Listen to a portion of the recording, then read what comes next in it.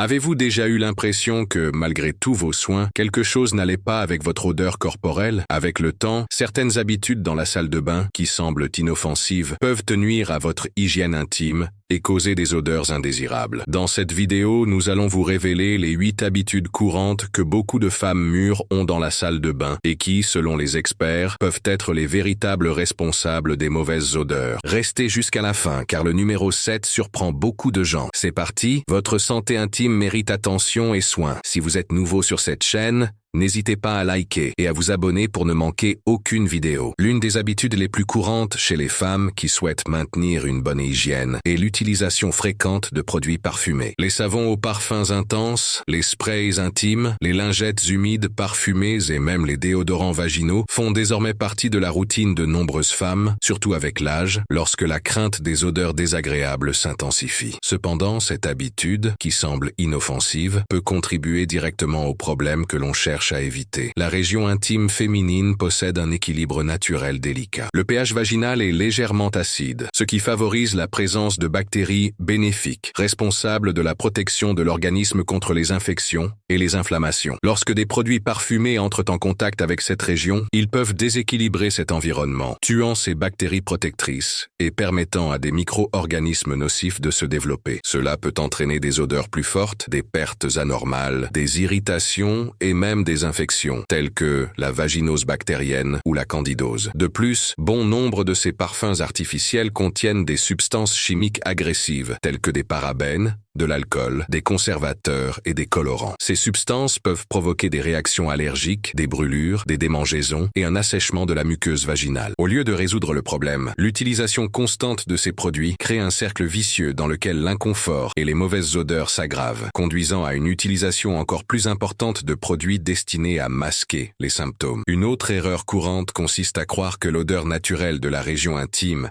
est sale ou anormale. Chaque femme a une odeur caractéristique qui varie en fonction de facteurs tels que l'alimentation, le cycle menstruel, la prise de médicaments et l'âge. Le problème survient lorsque cette odeur devient très forte, différente ou désagréable. Dans ce cas, il est préférable de consulter un gynécologue plutôt que d'essayer de masquer l'odeur avec des parfums. Une bonne hygiène ne signifie pas pour autant qu'il faille en faire trop. Au contraire, un nettoyage excessif ou l'utilisation de produits inadaptés peut être néfaste. De l'eau tiède et un savon neutre, doux et sans parfum suffisent généralement pour l'hygiène quotidienne. Et surtout, il faut comprendre que le vagin est auto-nettoyant. Il n'a pas besoin de douche vaginale, de déodorant ou de parfum pour être propre. Le véritable soin consiste à respecter son équilibre naturel. Changer de sous-vêtements tous les jours peut sembler une pratique évidente pour beaucoup de gens, mais la vérité est que tout le monde n'accorde pas l'importance nécessaire à cette habitude simple. Avec le temps, en particulier chez les femmes plus âgées, la routine peut se relâcher et la fréquence à laquelle on change de culotte peut diminuer. Cette négligence, aussi minime soit-elle, peut contribuer de manière significative à l'apparition d'odeurs désagréables dans la région intime. Pendant la journée, le corps transpire naturellement, y compris dans la région génitale. Outre la transpiration,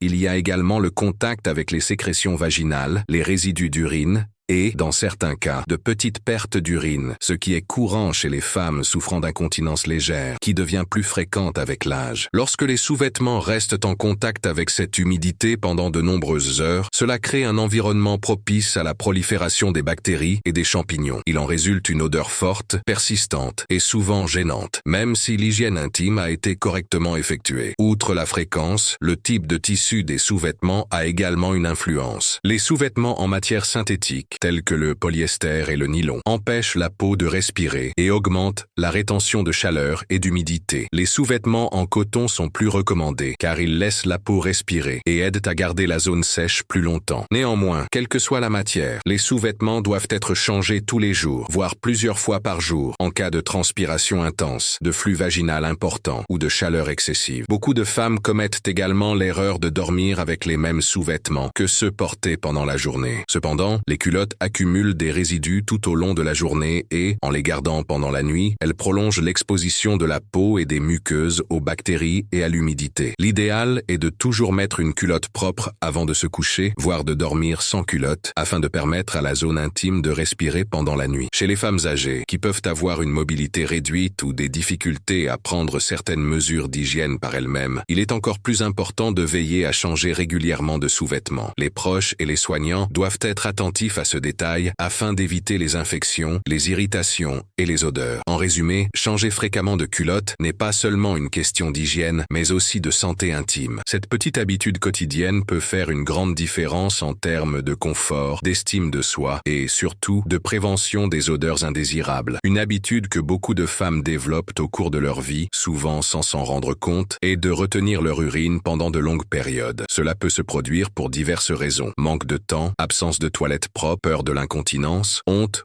ou même l'habitude de tenir encore un peu. Cependant, les médecins avertissent que retenir fréquemment l'urine est extrêmement nocif pour la santé urinaire et intime, en particulier chez les femmes âgées. Le système urinaire est conçu pour fonctionner régulièrement. La vessie a une capacité limitée, et lorsqu'elle est pleine, elle envoie des signaux au cerveau pour lui indiquer qu'il est temps de la vider. Ignorer ce signal à plusieurs reprises peut entraîner divers problèmes. L'un des plus courants est l'affaiblissement des muscles de la vessie, qui peut nuire à sa capacité à se vider complètement. Cela augmente le risque d'infections urinaires, car l'urine résiduelle dans la vessie peut devenir un environnement propice à la croissance bactérienne. Ces infections, en plus de causer des douleurs, des brûlures et une gêne, s'accompagnent souvent d'une forte odeur dans les urines. Lorsque cette odeur se mélange aux sécrétions de la région intime, il en résulte une odeur corporelle plus intense et facilement perceptible. De plus, chez les femmes plus âgées, le système immunitaire peut déjà être moins efficace, ce qui aggrave la situation et augmente les risques de récidive. Un autre problème courant chez les femmes ménopausées ou post-ménopausées est la diminution du taux d'œstrogène, qui amincit la paroi de l'urètre et de la vessie, rendant ces structures plus sensibles aux infections. La rétention urinaire aggrave cette condition, contribuant non seulement à la mauvaise odeur, mais aussi à des irritations locales et même à l'incontinence urinaire à long terme. Il est important de rappeler que l'odeur forte de l'urine peut également être intensifiée par des facteurs tels que l'alimentation, la déshydratation et la prise de certains médicaments. Mais lorsque l'urine est retenue pendant de nombreuses heures, ses effets s'intensifient. Uriner régulièrement aide à éliminer les toxines et les bactéries, maintenant ainsi les voies urinaires propres et équilibrées. Il est donc préférable de ne pas attendre de ressentir une douleur ou un besoin urgent pour aller aux toilettes. Il est recommandé d'uriner toutes les 3 ou 4 heures, même si l'envie n'est pas encore intense. Pour les femmes à mobilité réduite, il est essentiel de garantir un accès facile aux toilettes et de maintenir une hydratation adéquate. En résumé, retenir son urine peut sembler anodin, mais c'est une habitude silencieusement néfaste. Non seulement elle affecte la santé de la vessie et des reins, mais elle peut également être l'une des causes invisibles des mauvaises odeurs dans la région intime. L'utilisation de protège-slips et de serviettes hygiéniques est une habitude courante chez de nombreuses femmes, en particulier celles qui souhaitent se sentir plus sûres et protégées contre d'éventuelles sécrétions, de petites fuites urinaires ou pendant la fin de leurs règles. Cependant, lorsque ces produits sont utilisés pendant de longues périodes sans être changés correctement ou lorsqu'ils sont intégrés à la routine quotidienne sans réelle nécessité, ils peuvent provoquer exactement le contraire de ce que l'on recherche: inconfort, irritation et mauvaises odeurs. Les protège-slips et les serviettes hygiéniques agissent comme une barrière entre la région intime et les vêtements, absorbant l'humidité et les sécrétions. Le problème est que, lorsqu'ils restent en contact avec la peau pendant de nombreuses heures, ils créent également un environnement étouffant et humides, en particulier lorsqu'ils sont fabriqués à partir de matériaux synthétiques qui ne permettent pas la ventilation. Cette accumulation de chaleur et d'humidité favorise la prolifération des bactéries et des champignons, principaux responsables des odeurs désagréables dans la région intime. De plus, beaucoup de ces produits contiennent des parfums artificiels, des gels absorbants et d'autres substances chimiques qui, en contact prolongé avec la peau sensible de la vulve, peuvent provoquer des irritations, des démangeaisons, des rougeurs et même des dermatites. Chez les femmes plus âgées, dont la peau intime a tendance à être plus fine et plus sensible en raison de la baisse du taux d'œstrogène, ces effets sont encore plus intenses et dangereux. Une autre erreur courante consiste à croire que l'utilisation constante de protection empêche les odeurs, alors qu'en réalité, cela peut avoir l'effet inverse. En bloquant la ventilation naturelle de la peau, ces produits font que les sécrétions normales, qui n'ont pas d'odeur forte en soi, s'accumulent plus longtemps, se décomposent plus rapidement et commencent à dégager une odeur désagréable. De nombreuses femmes signalent une odeur plus forte lorsqu'elles lorsqu'elle retire la protection à la fin de la journée. La recommandation des gynécologues est claire. Les protèges slip ne doivent être utilisés que lorsque cela est vraiment nécessaire, et même dans ce cas, pour de courtes périodes. Si vous devez les utiliser fréquemment, il est essentiel de les changer tout au long de la journée, toutes les 3 ou 4 heures, afin d'éviter l'accumulation d'humidité. Il est également important de privilégier les produits sans parfum, respirants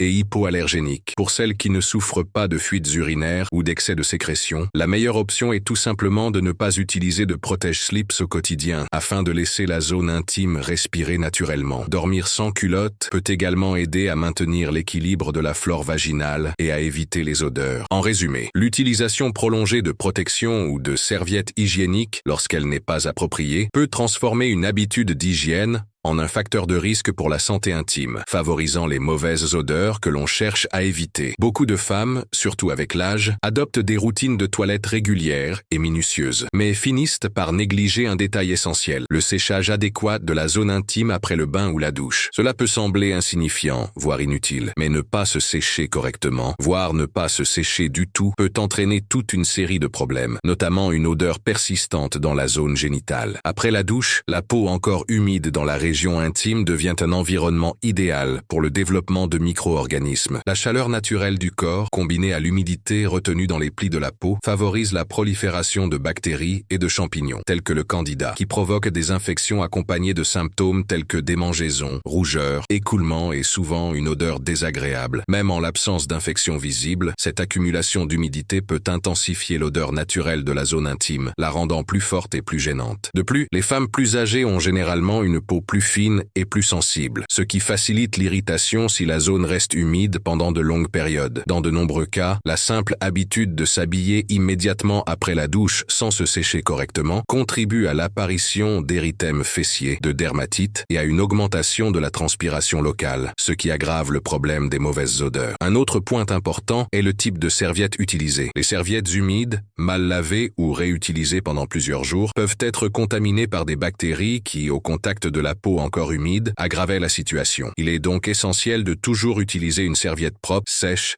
et douce pour sécher la région intime. L'idéal est de sécher avec précaution, sans frotter, en appuyant légèrement la serviette sur la peau. Il est également important de prêter une attention particulière aux plis, comme entre les lèvres vaginales et autour de l'aine, car ce sont des endroits où l'humidité a tendance à s'accumuler. Certaines femmes préfèrent utiliser du papier essuie-tout jetable ou des lingettes en coton pour cette étape, ce qui est également valable, à condition de le faire en douceur. Garder la région intime bien sèche après la douche permet non seulement d'éviter les odeurs désagréables, mais contribue également au confort quotidien et à la prévention des infections récurrentes. Cette précaution simple, lorsqu'elle est intégrée à la routine, fait une énorme différence pour la santé intime et le bien-être général des femmes. Le port fréquent de sous-vêtements et de vêtements en général trop ajustés ou fabriqués dans des tissus synthétiques est l'un des facteurs les plus ignorés, mais pourtant très importants, à l'origine des odeurs désagréables dans la région intime. Cette habitude, courante chez les femmes de tous âges, peut causer une gêne quotidienne et même nuire à la santé vaginale, en particulier chez les femmes plus âgées, dont le corps subit déjà les changements hormonaux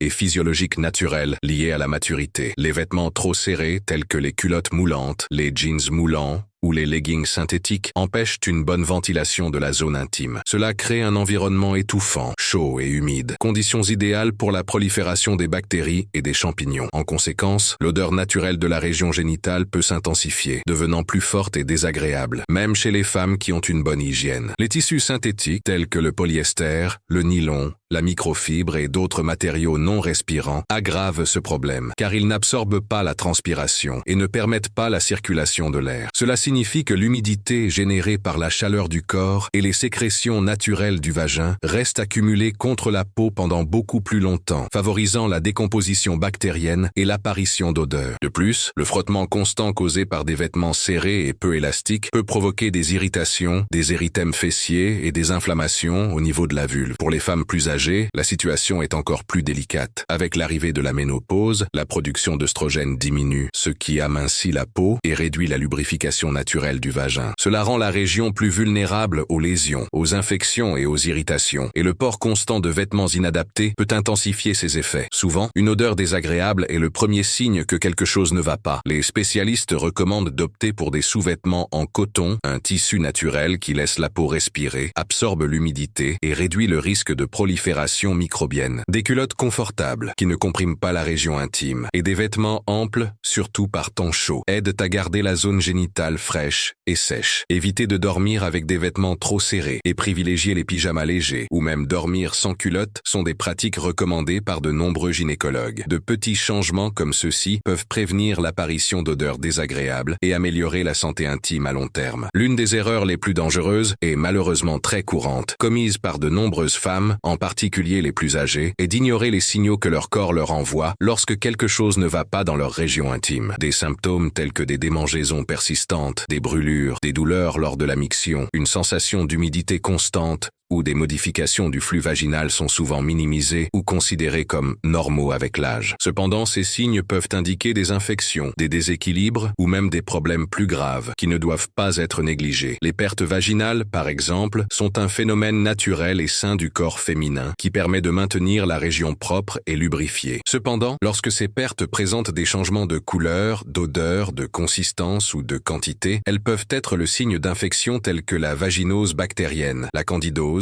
la trichomonase ou même des maladies sexuellement transmissibles. L'un des signes les plus évidents de ces changements est la mauvaise odeur, qui peut varier entre une odeur forte, acide, sucrée ou semblable à celle du poisson pourri, selon la cause. Les démangeaisons sont également un symptôme important, mais que de nombreuses femmes finissent par attribuer à des allergies, à la chaleur ou au port de vêtements serrés. Bien que ces causes puissent être valables, les démangeaisons constantes, surtout lorsqu'elles s'accompagnent de rougeurs, de gonflements ou de lésions, indiquent presque toujours un problème d'origine infectieuse. Le gros problème est d'ignorer ces symptômes ou d'essayer de les traiter à la maison avec des produits inappropriés, ce qui peut masquer les signes et aggraver la situation. Au fil des ans, de nombreuses femmes connaissent des changements hormonaux qui affectent directement leur santé vaginale. La baisse du taux d'œstrogène, typique de la ménopause, entraîne un assèchement de la muqueuse vaginale, facilitant ainsi l'apparition de microlésions et d'infections. C'est pourquoi le corps peut commencer à présenter des symptômes qui n'existaient pas auparavant et qui ne doivent pas être considérés comme normaux simplement parce que je vieillis. Ignorer ces signes, en plus de contribuer à la mauvaise odeur, peut permettre à une simple infection d'évoluer vers des états plus graves, affectant les voies urinaires, la vessie et même l'utérus. L'idéal est d'observer régulièrement l'aspect des pertes vaginales et d'être attentive à tout changement persistant. Si quelque chose s'écarte de votre norme habituelle, la meilleure attitude à adopter est de consulter un gynécologue dès que possible. Être à l'écoute de son corps est un acte de soin et de responsabilité. Il n'est pas normal de ressentir des démangeaisons constantes, d'avoir une odeur forte ou des pertes inhabituelles, et il n'est jamais trop tard pour demander de l'aide et garantir